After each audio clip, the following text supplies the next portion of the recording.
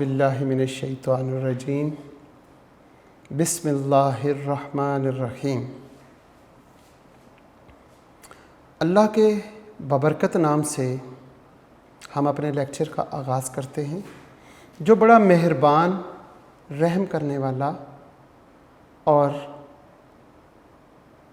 बहुत ही मेहरबान है। आज के लेक्चर में हम यूनिक ग्रुप ऑफ इंस्टीट्यूशन की तरफ से ऑनलाइन लेक्चर तालीम और तरबियत अज़ीज़ तलबा व तालिबात आपके लिए हम यहाँ से प्रोवाइड करते हैं। और मेरा नाम प्रोफेसर राजा वाजिद अली, जो आपको स्टैटिस्टिक्स पढ़ाते हैं। आज मेरा दिल चाह रहा था कि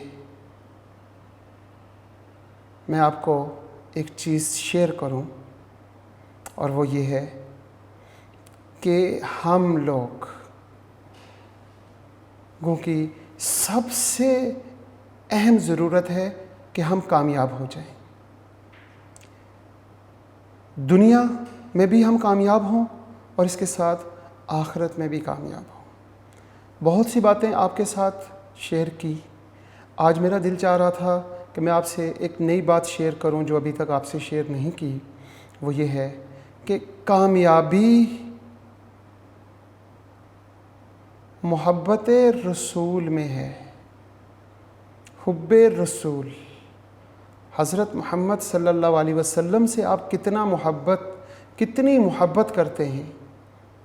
क्या आप अपने माल, जान, वालिदैन, औलाद और माल, हर चीज़ से ज़्यादा जब आप अपने नबी हज़रत मोहम्मद सल्लल्लाहु अलैहि वसल्लम से मोहब्बत करेंगे तो आप कामयाब होंगे। कामयाबी सिर्फ़ इसी चीज़ में है कि हम अपने प्यारे नबी हज़रत मोहम्मद सल्लल्लाहु अलैहि वसल्लम की इताअत करें। अगर हम आप सल्लल्लाहु अलैहि वसल्लम की इताअत करेंगे तो वही इताअत अल्लाह की इताअत होगी, क्योंकि आप सल्लल्लाहु अलैहि वसल्लम ने तो हर हुक्म अल्लाह के हुक्म से दिया। तो इताअत अल्लाह, इताअत रसूल में है।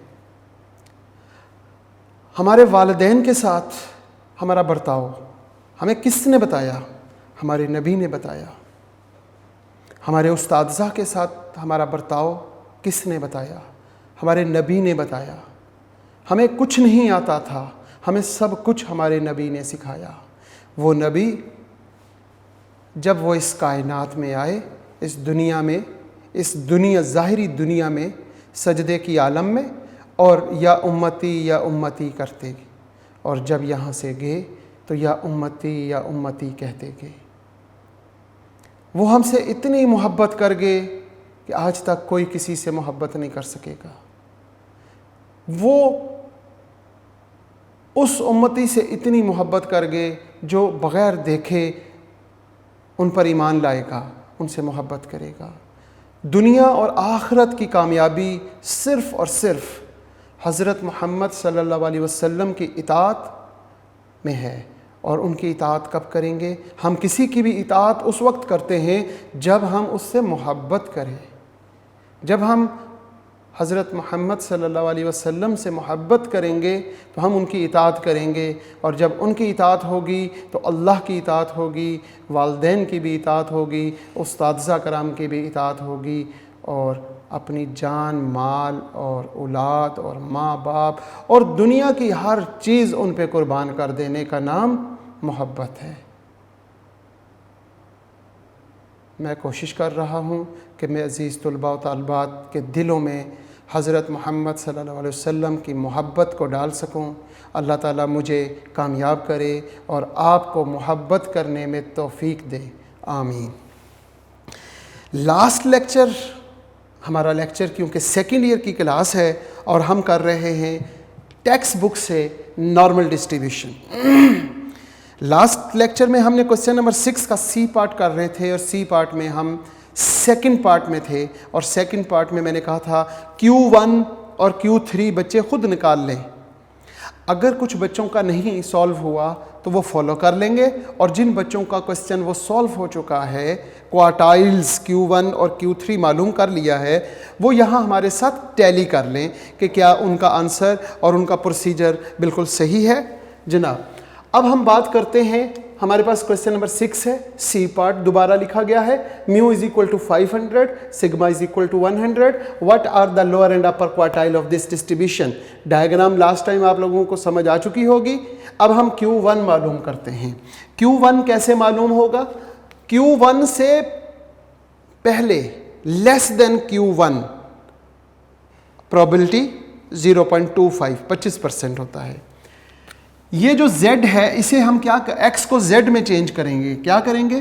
प्रोबेबिलिटी यहां लिखेंगे x minus mu over sigma less than, यहां लिखेंगे Q1, इसमें से माइनस किसे करेंगे? मीन की वैल्यू को, और डिवाइड किस पे करेंगे? स्टैंडर्ड डेविएशन की वैल्यू पे। It is 0.25। यहां पे प्रोबेबिलिटी, यहां पे z लेस देन, और यहां पर क्या है? Q1 माइनस 500 ओवर 100 और इज इक्वल टू 0.25।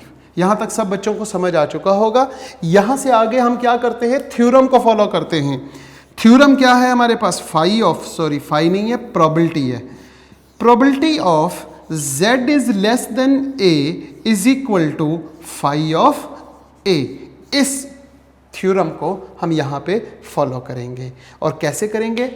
ये देखें, ये प्रोबेबिलिटी लिखा हुआ है, z लिखा हुआ है, लेस देन a, तो यहाँ पर a हमारे पास क्या होगा? यहाँ पे a हमारे पास ये पूरी रकम a है, क्योंकि लेस देन के बाद a होता है। यहाँ पे लेस देन और ये पूरी रकम a हो गई। अब हम क्या करेंगे? लिखेंगे फाई ऑफ a मेरे पास क्या है?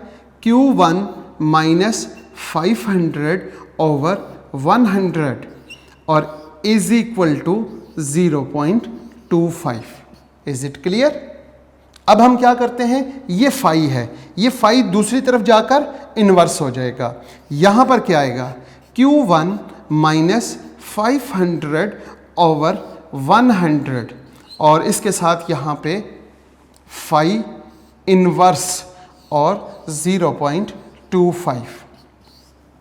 जब ये इन्वर्स आएगा तो हम बुक में जाएंगे, बुक के एंड पे पेज नंबर 295 और पेज नंबर 295 पर इन्वर्स का टेबल आपको मिलेगा, टेबल नंबर 10। उस पर आपने देखना है फाई इन्वर्स लिखा होगा, ऐसे लिखा होगा ZP इज इक्वल टू, और उसके आगे लिखा होगा फाई इन्वर्स P लिखा होगा। अब वहां पे P के कॉलम में देखेंगे 0.25। जब आपने 0.25 को देखा तो आपके पास एक वैल्यू आएगी।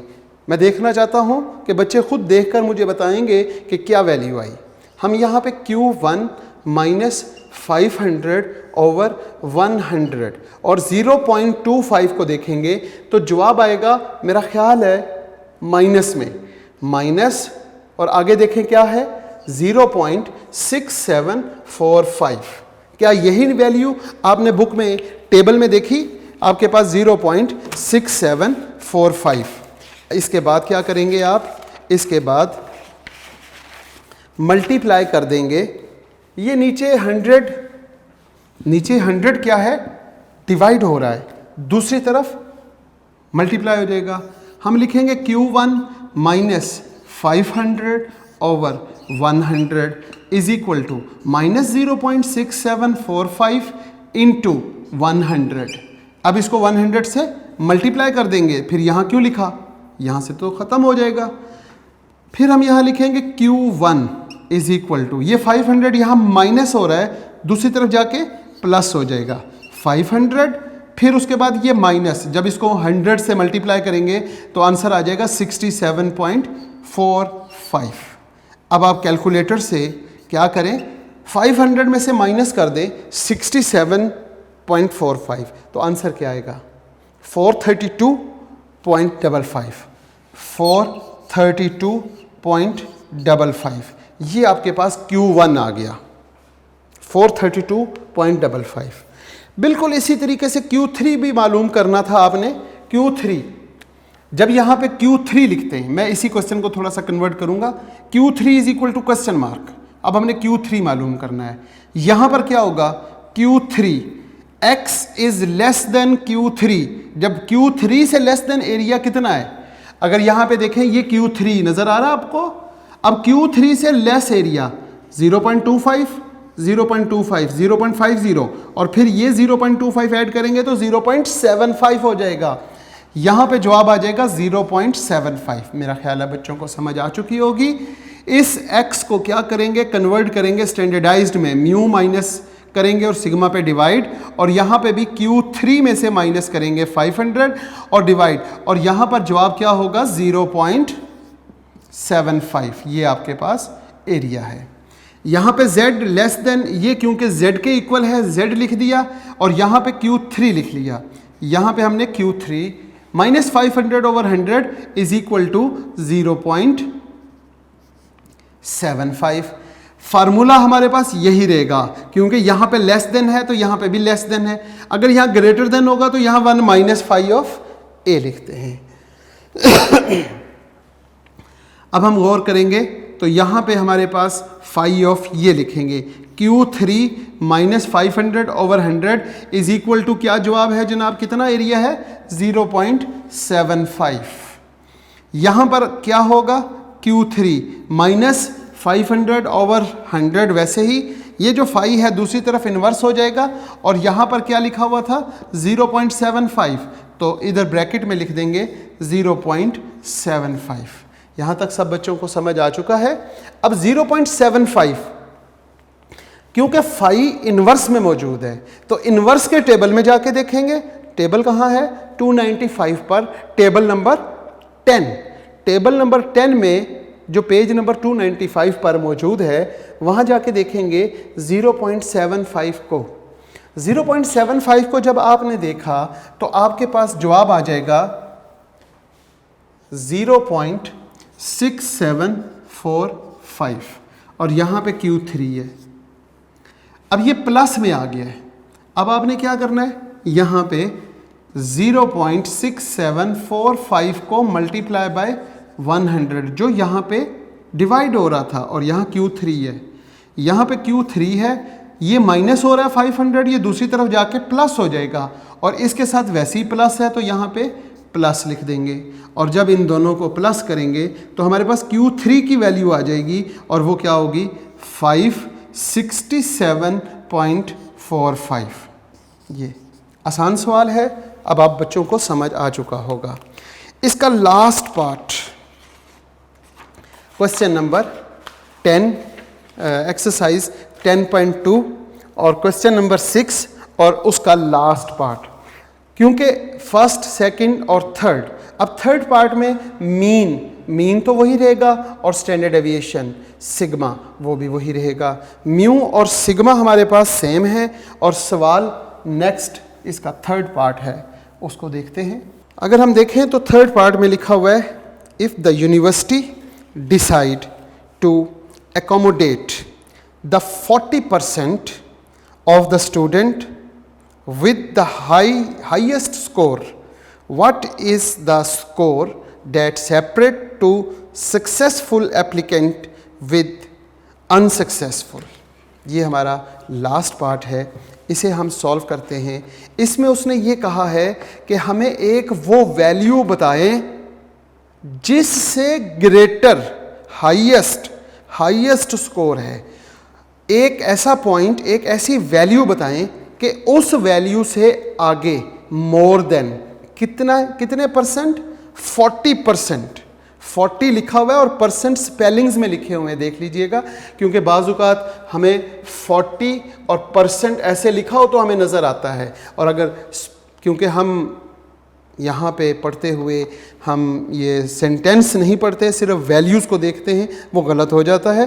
40 के साथ आप देखेंगे तो 40% लिखा हुआ है। तो सवाल ये है कि 40% जो है ना, x is greater than equal to a is equal to 40%, मतलब 40% 0.40। अगर हम डायग्राम में देखें इसी क्वेश्चन को तो हमारे पास ये नॉर्मल डिस्ट्रीब्यूशन है, minus infinity to plus infinity इसकी रेंज है। ये हमारे पास एक्स एक्सिस है, इसके पैरेलल जेड एक्सिस होता है और दरमियान में हमेशा एक्स एक्सिस का मीन लिखते हैं। मीन हमारे पास कितना है 500 और जेड एक्सिस का मीन हमेशा 0 होता है। Minus infinity to plus infinity इसकी रेंज है। सवाल को गौर से पढ़ें। If the university decide to accommodate the 40% of the student, हमने 40% स्टूडेंट को हमने एकोमोडेट करना है, डिसाइड करना है, टू द हाईएस्ट स्कोर, जिनका स्कोर हाईएस्ट है। अब हाईएस्ट कहाँ पे होता है, माइनस इन्फिनिटी की तरफ या प्लस इन्फिनिटी की तरफ। अंडरस्टूड है कि प्लस इन्फिनिटी की तरफ जो वैल्यूज होंगी वो हाईएस्ट स्कोर कहलाएंगी।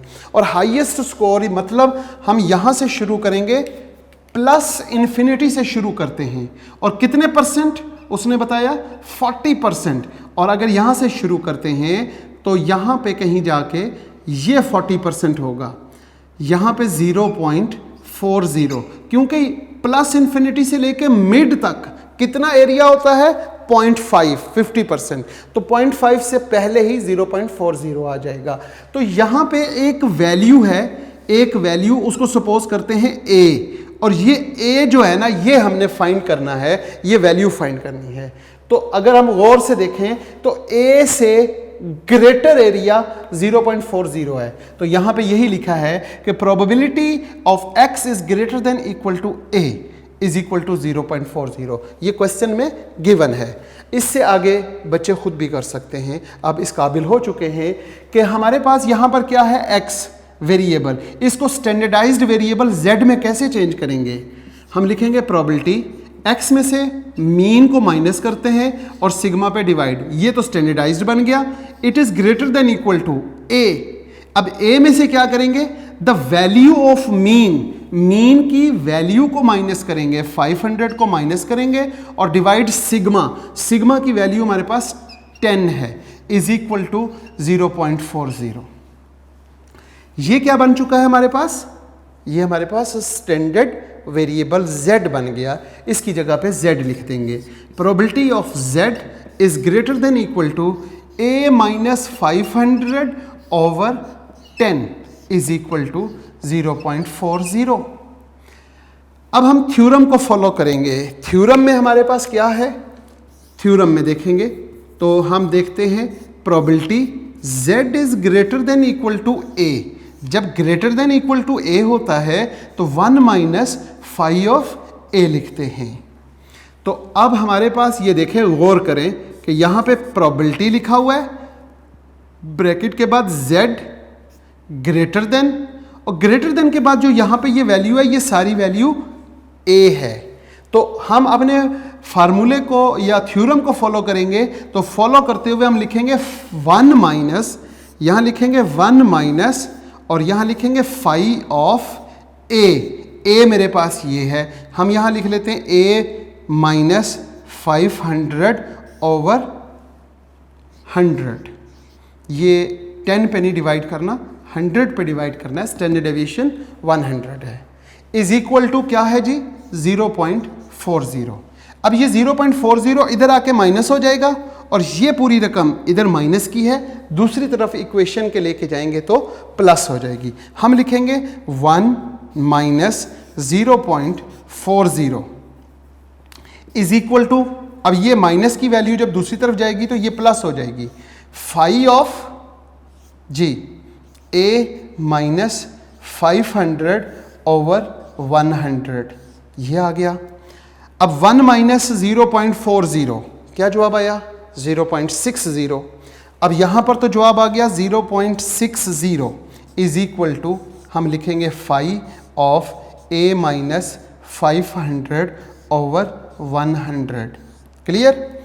अब हम आगे देखें कि इसके साथ ये 5 जब इस तरफ आएगा तो इन्वर्स हो जाएगा और उधर क्या बचा दूसरी तरफ, दूसरी साइड पे हमारे पास a minus 500 over 100 is equal to 5 inverse और 0.60।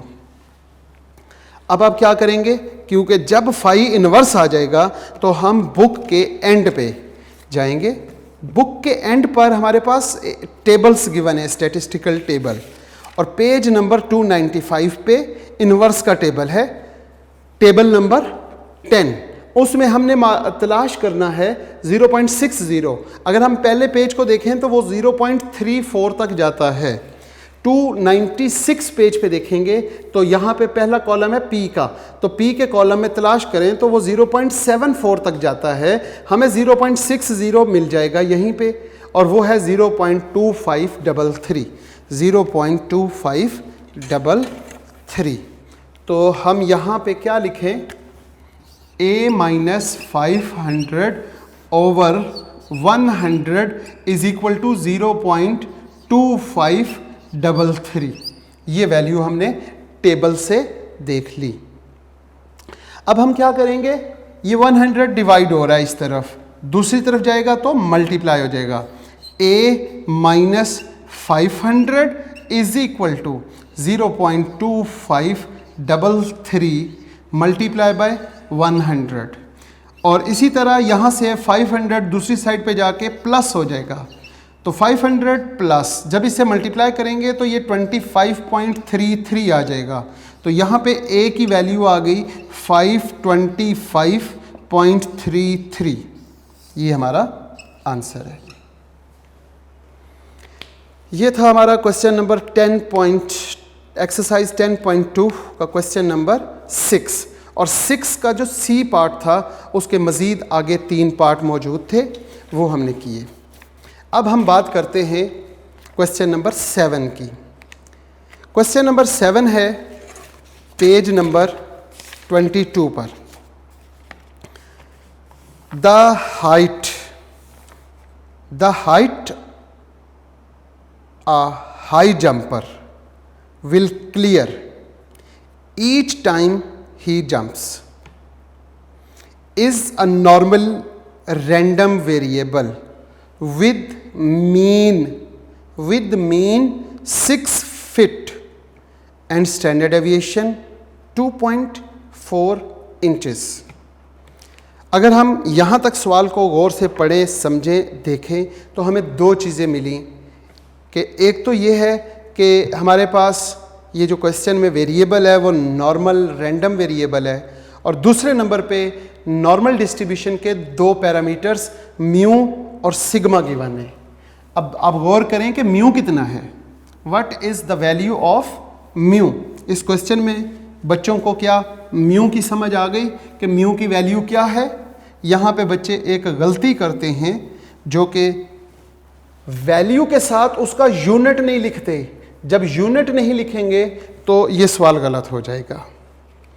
हम देखते हैं क्वेश्चन नंबर 7 है और उसका ए पार्ट, उसमें मीन कितना दिया हुआ है, मीन आपके पास 6 फीट,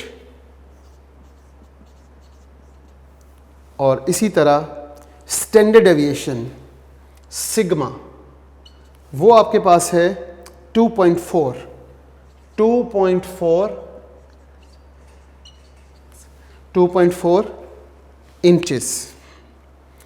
जब आप देखते हैं कि मीन का यूनिट है फुट और स्टैंडर्ड डेविएशन का यूनिट है इंच, और इन दोनों के यूनिट सेम नहीं हैं और क्वेश्चन सॉल्व करना शुरू कर दें तो एंड पे क्वेश्चन गलत हो जाएगा।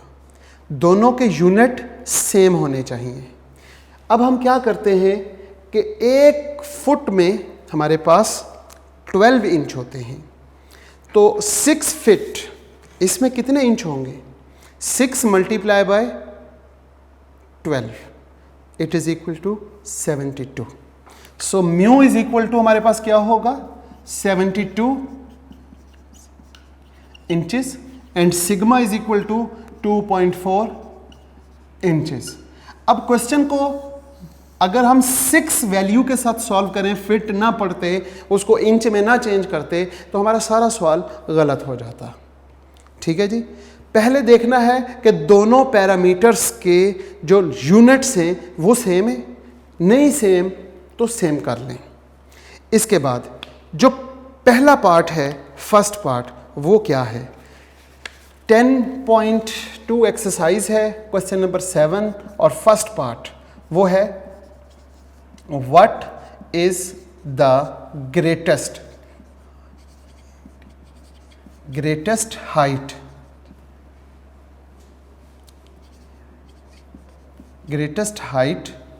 he will jump with the probability 0.95। ये है जनाब। अब हम इसको डायग्राम से सीखते हैं, बहुत आसान हो जाएगा हमारे लिए समझना। नॉर्मल डिस्ट्रीब्यूशन की डायग्राम, इसकी लिमिट -∞ टू +∞, और ये एक्स एक्सिस के दरमियान में मिड में हमेशा म्यू लिखेंगे। अब म्यू की वैल्यू क्या है, 6 या 72 इंचेस। तो हम यहाँ पे 6 लिखकर सॉल्व करेंगे तो सवाल गलत हो जाएगा सारा। यहाँ पे हम लिखेंगे 72। जेड एक्सिस की लिमिट क्या है, -∞ टू +∞। इसका मीन हमेशा 0 होता है, जेड एक्सिस का मीन 0 होगा। सवाल पूछा गया है what is the greatest height. Greatest, क्योंकि हम एक्स एक्सिस पर पहले बात करते हैं, तो ग्रेटेस्ट हाइट -∞ की तरफ होगी या +∞ की तरफ। ग्रेटेस्ट की बात जब भी होगी वो +∞ की तरफ होगी। +∞ से हमने शुरू करना है, और कितना एरिया है हमारे पास, वो हमारे पास 0.95।